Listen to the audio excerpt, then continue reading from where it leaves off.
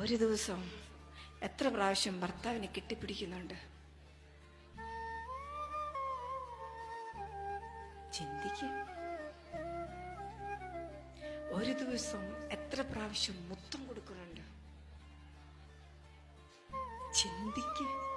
ഇന്ന് നേരം വെളുത്ത് എഴുന്നേറ്റോട്ട് വന്നപ്പോ ഭർത്താവിനെ നോക്കി പുഞ്ചിരിച്ചിട്ടാണോ വന്നത്? ചിന്തിക്ക്.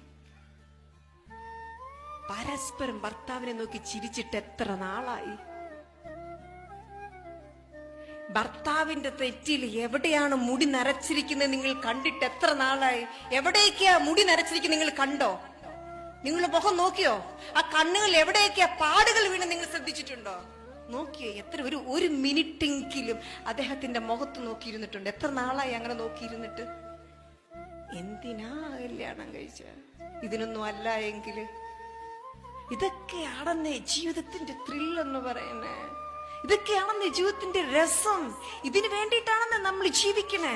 ഇത് കൂടിച്ചേരുമ്പോ കിട്ടുന്ന ഒരു സുഖം, ഒരു ഹാർമണി, ഒരു ഇന്റിമസി ഉണ്ട്. ഇതില്ലാതെ നമ്മൾ നോമ്പ് നോറ്റിട്ട് എന്താണെന്നേ? കുടുംബത്തിൽ ഈശ്വരനുണ്ട്, ഭർത്താവിന്റെ ഹൃദയത്തിൽ ഈശ്വരനുണ്ട്. ആ ഹൃദയം വേദനിപ്പിച്ചിട്ട് പിന്നെ ഇവിടെ വന്നിരുന്ന തിരിച്ചറിയ. ആരെയും വേദനിപ്പിക്കല്ല.